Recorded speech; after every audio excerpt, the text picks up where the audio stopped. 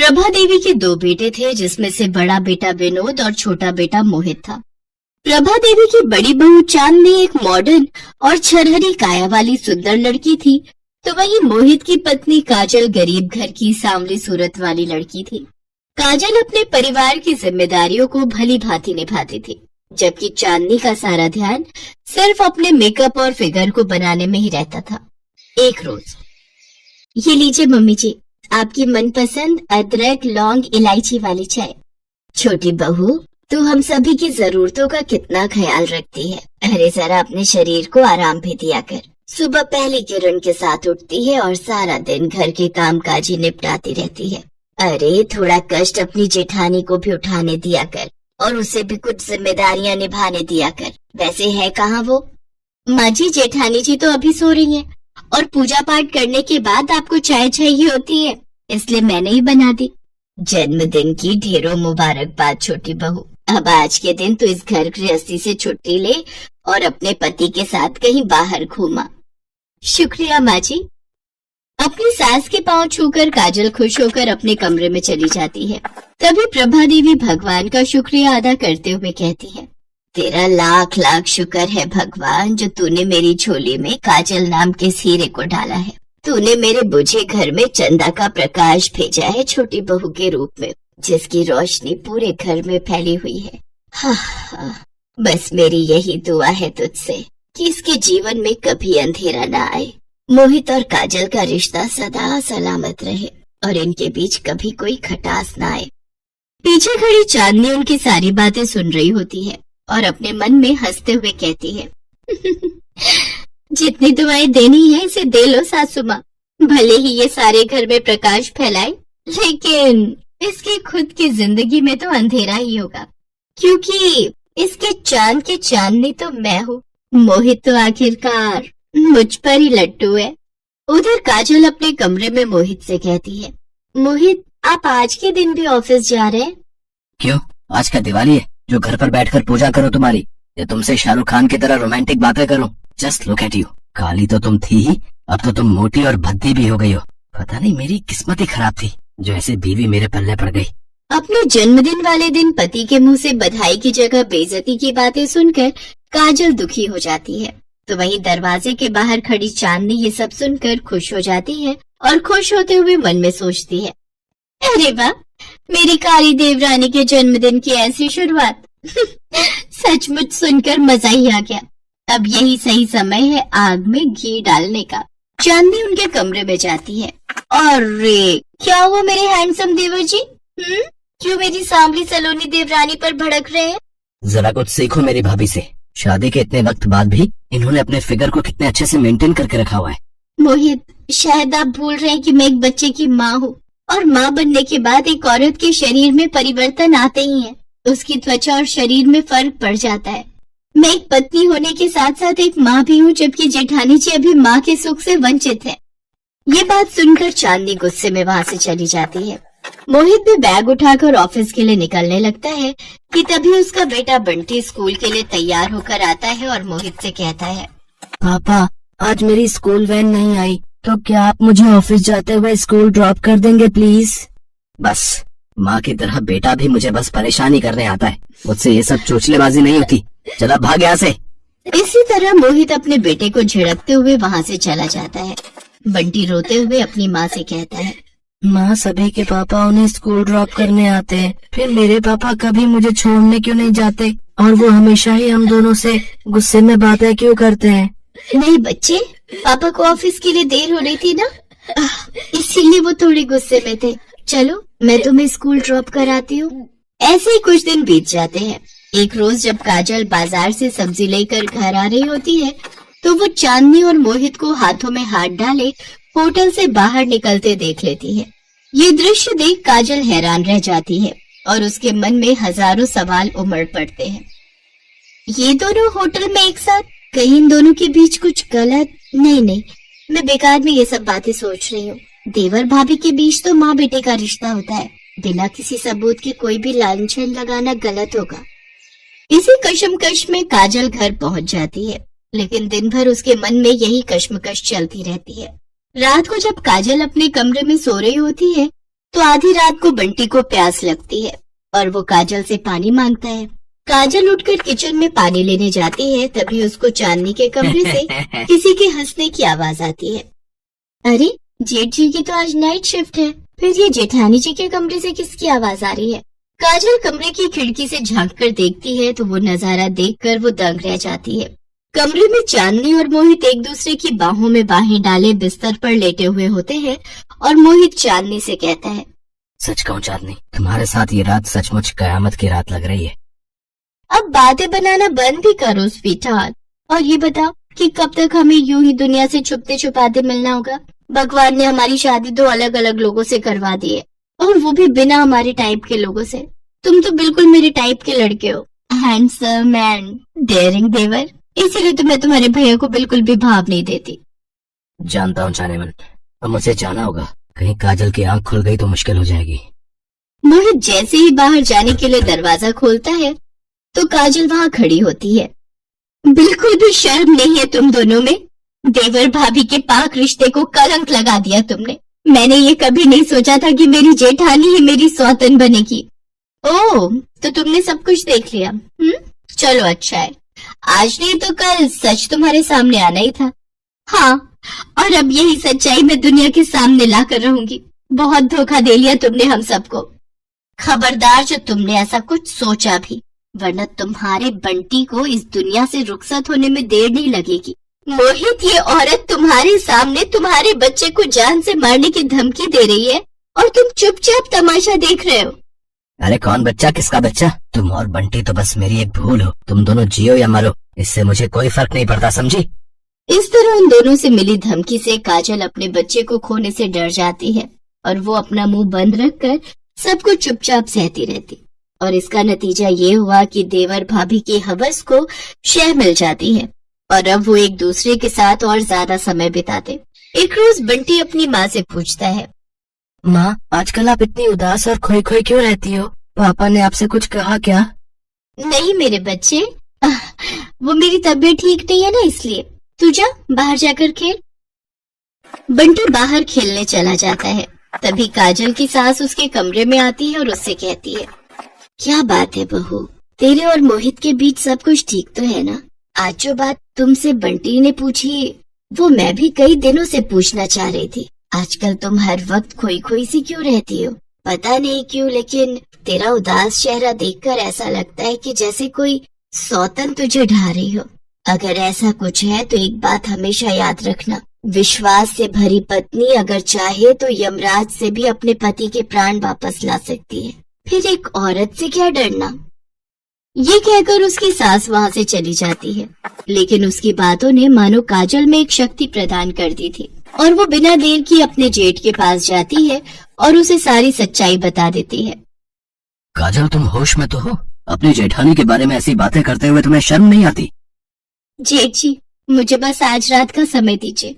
आज रात जेठानी जी की सच्चाई आपके सामने होगी। इसके बाद विनोद के साथ मिलकर काजल एक प्लान बनाती है और फिर आधी रात को मोहित के फोन से चांदनी के फोन पर एक मैसेज करती है और उसे अकेले में मिलने के लिए छत पर बुलाती है। कुछ देर बाद चांदनी छत पर जाती है और पीछे से जाकर मोहित के गले लिपट जाती है और उससे कहती है, क्या हुआ मेरे हैंडसम देवर जी?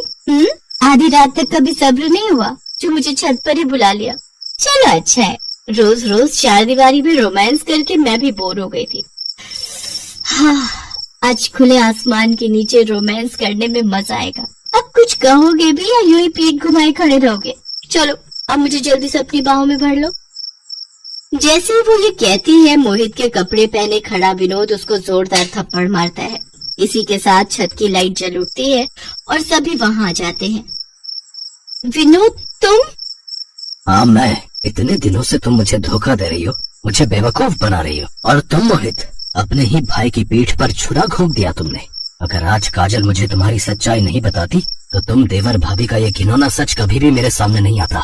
आज के बाद तुम दोनों से मेरे सारे रिश्ते खत्म। नहीं विनोद, ऐसा मत कहो, मुझसे रिश्ता मत तोड़ो, मुझसे भूल हो गई। अपनी अय्याशी को भूल का नाम मत दो, समझी? अब निकल जाओ मेरे घर से। काजल, तुम तो मुझे समझो, आखिरकार मैं तुम्हारे बच्चे का बाप हूँ, तुमने हमारे बच्चे का वास्ता। जिस बच्चे को मौत के घाट उतारने की बात कह रहे थे, आप आज उसी का वास्ता दे रहे हो। बंटी बेटा, अपने पापा के पास आओ। दूर रहो मुझसे, आपने मेरी माँ का दिल दुखाया है, उन्हें धोखा दिया है। चले जाओ हम दोनों की जिंदगी से। माँ, मैं तो आपका बेटा हूँ, आप तो मुझे माफ करेंगे ना? अपना ये मनहूस चेहरा लेकर निकल जाओ मेरे घर से। अरे तू मेरा बेटा नहीं बल्कि मेरी कोख से जन्मा एक कलंक है, कलंक। इस तरह चांदनी और मोहित के हवस के कारण 4 जिंदगियां बिखर जाती हैं। कुछ साल बीत जाने के बाद विनोद और काजल बंटी को माता पिता का प्यार देने के लिए एक दूसरे से शादी कर लेते हैं। तो वही मोहित और चांदनी जेल में सड़ते हुए अपने आगे की जिंदगी काटते हैं। रात का समय था। घड़ी में 10:30 बज रहे थे। नंदा अपने बिस्तर पर बैठी हुई थी। तभी उसे कुछ आहट सुनाई पड़ी। एक साया उसके कमरे में प्रवेश करता है।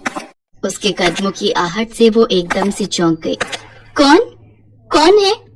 उसकी बातों को सुनकर अंदर आए शख्स ने बच्चे की तरह बोलते हुए कहा, अले, तुम हमको नहीं पहचानती? हम हैं तुम्हारे पति गुड्डू। मेरे पति? सुनो ना, हमको ना नींद नहीं आ रही है, थोड़ा दल भी लग रहा है, तुम मेरे कमरे में तलो ना। ये कहकर वो नंदा का हाथ पकड़ लेता है और उसे खींचकर ले जाने लगता है। अरे कौन है आप? ये क्या बदतमीजी है? छोड़िए मेरा हाथ, छोड़िए नहीं तो मैं चिल्लाकर अपने पति को बुलाऊंगी। अले, मैं ही तुम्हारा पति हूँ, तुम कितने बुलाने की बात कर रही हो? तलो ना मेरे कमरे में। शादी के बाद तो पत्नी पति के कमरे में रहती है ना, पर तुम तो कभी मेरे कमरे में आई ही नहीं। ये कहकर गुड्डू फिर से नंदा का हाथ पकड़ता है।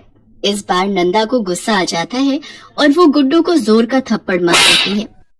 आपको बात समझ में नहीं आती है? अरे मैं अंधी हूँ तो क्या हुआ, कोई मेरा फायदा नहीं उठा सकता। नंदा के थप्पड़ की मार से गुड्डू किसी छोटे बच्चे की तरह जोर जोर से रोने लगता है। मार दिया, मुझे मार दिया, मेरी पत्नी ने मुझे मार दिया। गुड्डू के रोने की आवाज सुनकर घर की नौकरानी पुष्पा दौड़ी हुई नंदा के कमरे में आती है। अरे क्या हुआ गुड्डू बाबा, आप क्यों रो रहे हैं? गुड्डू ने पुष्पा की बात का कोई जवाब नहीं दिया और वो उसी तरह जोर जोर से रोता रहा। उसे इस तरह रोता देखकर पुष्पा ने नंदा से पूछा, क्या हुआ बहू रानी, गुड्डू बाबा क्यों रो रहे हैं? आप दोनों में किसी बात को लेकर झगड़ा हुआ क्या? देखिए बहू रानी, पति पत्नी में तो नोकझोंक होती रहती है, इसका ये मतलब नहीं कि पत्नी अपने पति को रुला दे। ये आप क्या कह रही हैं? ये मेरे पति हैं? हाँ, यही तो आपके पति हैं जिससे 6 महीने पहले आपकी शादी हुई है। देखो तुम झूठ मत बोलो, ये मेरे पति नहीं है। अरे बहू रानी, मैं क्यों आपसे झूठ बोलूंगी? यही आपके पति हैं। नहीं, मैं नहीं मानती, ये मेरे पति नहीं है। भगवान ने मेरी आंखें छीन ली है तो क्या हुआ, मन की आंखों से मैं सब कुछ देख सकती हूँ। ये मेरे पति नहीं है। ठीक है बहू रानी, आप मेरी बात मत मानिए, अपने पति की बात भी मत मानिए, लेकिन अपने सास ससुर की बात तो मानेंगे ना आप।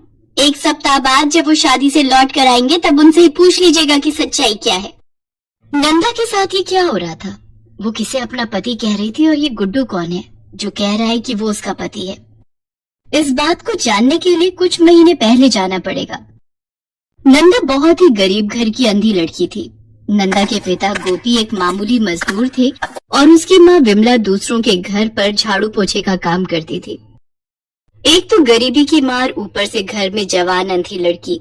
गोपी और विमला इसी चिंता में घुले जा रहे थे। पता नहीं कौन सी किस्मत लिखवा कर आई है नंदा। अरे क्या हो गया भगवान, तेरा मुंह क्यों लटका हुआ है? अब किस्मत फूटी हो तो मुंह तो लटका ही रहेगा ना। तेरी यही बात मुझे समझ नहीं आती। अरे जो कहना है सीधा सीधा कहना। अपने पति की बात पर विमला ने उदासी भरी दृष्टि से गोपी की ओर देखा और कहा, वहाँ भी बात नहीं बनी जी, उन लोगों ने भी नंदा से शादी के लिए मना कर दिया। ठीक ही तो है, मुझे तो वो बिल्कुल पसंद नहीं था। अरे हमारी नंदा 21 साल की है और वो 50 का था। अजी, मर्दों की उम्र नहीं देखी जाती और आपको पता है ना, हमारे पास कोई चारा भी तो नहीं है। अब अंधी लड़की से कौन शादी करना चाहेगा? तुम्हारी बात तो ठीक है, लेकिन नंदा है तो हमारी बेटी ही, अंधी है तो क्या हुआ, हम उसे कुएं में तो नहीं डाल सकते। गोपी की बात सच थी, लेकिन ये भी एक बड़ा सच था कि अंधी लड़की से कोई ठीक ठाक आदमी तो शादी करने से रहा। एक दिन की बात है, विमला जिस मेम साहब के यहाँ काम करती थी, उसके कोई दूर के रिश्तेदार विमला की मालकिन के घर आए हुए थे। विमला जब उन्हें चाय दे रही थी तो उसने उनकी बात सुनी। अरे हम तो थक गए, गुड्डू के लिए कोई लड़की मिलती ही नहीं है। तुम्हें तो पता है ना, हमें 1 रुपया नहीं चाहिए, बस लड़की चाहिए, चाहे वो लंगड़ी लूली अंधी कुछ भी हो, उससे हमें फर्क नहीं पड़ता, बस लड़की चाहिए। आपका कहना तो सही है भैया, लेकिन मैं भी परेशान हो गई गुड्डू के लिए लड़की ढूंढ ढूंढ कर, मिलती ही नहीं। उन लोगों की बातें सुनकर विमला को अपनी बेटी नंदा के लिए उम्मीद की किरण दिखाई दी, लेकिन चाहकर भी उसकी हिम्मत नहीं हुई कि वो अपनी मालकिन से अपनी बेटी के रिश्ते की बात करे। अरे भला नौकर की बेटी मालकिन से ब्याही जाए, ऐसा समाज तो नहीं है अभी हमारा। उस रात उसने अपने पति से ये बात बताई तो। अरे बिमला, तू भी ना जरा समझा कर, जरूर उसके बेटे में कोई खोट होगा, तभी तो वो लंगड़ी लूली कोई भी ढूंढ रहा है। आप भी ना हर बात पर शक करते हैं। मैं तो इतना जानती हूँ कि बड़े लोगों में, अमीर लोगों में ना तो कोई कमी होती है और ना ही कोई खोट होता है। तो तू क्या चाहती है? मैं कल मालकिन से खुलकर बोल दूंगी कि उनके जो भाई बाहर से आए हैं और अपने बेटी के लिए लड़की तलाश रहे हैं, तो नंदा को एक बार देख लें। विमला ने अपनी मालकिन को नंदा के बारे में बताया और उनके रिश्तेदार के बेटे से नंदा की शादी की बात कही। उसने ये भी बोला कि उसकी बेटी जन्म से ही देख नहीं सकती है। अरे मुझे तो पता ही नहीं था, ये तो वही बात हो गई कि बगल में छोरा और नगर में ढिंढोरा। सुन, मेरे भैया को कोई फर्क नहीं पड़ता कि लड़की देख नहीं सकती, बस उन्हें अपने बेटे के लिए एक सीधी और सुशील बहू चाहिए। तुम शादी की तैयारी करो, और हाँ, सारा खर्च हम ही करेंगे, इसलिए तुम्हें चिंता करने की कोई जरूरत नहीं है। गोपी और विमला को इस बात का जरा भी इल्म नहीं था कि जिस बात को लेकर वे लोग इतना परेशान रहते थे, वो परेशानी एक ही झटके में खत्म हो जाएगी। नंदा की शादी रोशनलाल के बेटे गुड्डू से धूमधाम से हो गई।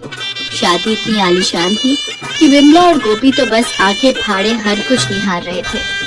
सच कहूँ बिमला, मुझे नहीं पता था कि हमारी नंदा इतनी अच्छी किस्मत लेकर आई है। इतना बड़ा घर मिलेगा उसे, ये कौन जानता था। नंदा शादी करके अपने ससुराल आ गई। 6 महीने हो गए थे उसे अपने ससुराल आए, और 6 महीने बाद उसकी जिंदगी में ऐसा तूफान आएगा उसे पता नहीं था। पुष्पा के लाख कहने के बाद कि गुड्डू उसका पति है, उसने उसकी बात नहीं मानी। 1 सप्ताह बाद की बात है, रात का समय था, तभी नंदा के कमरे में किसी के आने की आहट हुई। अरे आप आ गए, आप कहाँ चले गए थे? उस शख्स ने नंदा को गले लगाते हुए कहा। अरे कुछ काम था। नंदा भी उसके गले से लिपट गई। जानते हैं, 4 दिन पहले कोई मेरे कमरे में घुस आया था, वो कह रहा था कि वो मेरा पति है। नंदा उस शख्स से बात कर रही थी, तभी पुष्पा नंदा के कमरे में आई और उसने देखा कि नंदा अपने ससुर की बाहों में है। मालिक आप? पुष्पा तुम? अरे वो जरा बहू से कुछ बात करनी थी, इसीलिए मैं यहाँ आया था। बहू? वो शख्स रोशनलाल था, नंदा का ससुर। असल में रोशनलाल का बेटा गुड्डू मंदबुद्धि था। रोशनलाल काफी पैसे वाला था, लेकिन उसके पैसे और प्रॉपर्टी उसके बाद कौन संभालता, क्योंकि उसका बेटा तो दिमाग से पैदल था। रोशनलाल ने उसकी शादी करने की बहुत कोशिश की, लेकिन वो हो नहीं सकी। इस बीच नंदा की माँ से रोशनलाल की मुलाकात हुई और नंदा की शादी गुड्डू से हो गई। मालती, गुड्डू की शादी तो हमने कर दी, लेकिन हम जानते हैं कि गुड्डू हमारा वंश नहीं चला पाएगा। हमारी इतनी संपत्ति हमारे बाद बर्बाद न हो जाए, इसलिए हमें ही इसे संभालने वाला लाना होगा। दुनिया की नजर में ये गुड्डू की सुहागरात होगी, लेकिन नंदा के साथ सोऊंगा मैं। पुष्पा को अब सारी सच्चाई का पता लग गया था, और उसे ये भी पता लग गया था कि आखिर उसे रोज क्यों नंदा बार बार मना कर रही थी कि गुड्डू उसका पति नहीं है। असल में गुड्डू की आड़ में रोशनलाल नंदा के सम्मान के साथ खेल रहा था। मुझे घिन आ रही है, सच में मुझे घिन आ रही है। ऐसे लोग भी होते हैं दुनिया में। नंदा तो बेचारी अंधी है, उसे क्या पता, लेकिन ये आंख वाले लोग। छी। पुष्पा ने ठान लिया कि वो नंदा को इस नरक से बाहर निकालेगी। वो उसी रात पुलिस थाने गई और उसने रोशनलाल की सच्चाई पुलिस को बता दी। पुलिस इंस्पेक्टर रानी को ये सब सुनकर बहुत आश्चर्य हुआ। वो रोशनलाल के घर पहुंची और उसे गिरफ्तार कर लिया। अरे, आपको शर्म नहीं आती? लोग कहते हैं कि आपका बेटा मंदबुद्धि है, लेकिन मंदबुद्धि तो आप हैं। आपने एक अंधी लड़की के सम्मान को हर दिन अपने पैरों तले कुचला, वो भी इसलिए क्योंकि आपको अपनी प्रॉपर्टी का कोई वारिस चाहिए था। आप जैसे लोग समाज में रहने के लायक ही नहीं है। रोशनलाल को जेल ले जाया गया। उस पर मुकदमा चल रहा है, लेकिन इन सब के बीच नंदा के मन में सिर्फ यही सवाल हमेशा घूमता रहता है कि ये सब उसके साथ क्यों हुआ। लेकिन उन सवालों का जवाब किसी के पास नहीं है।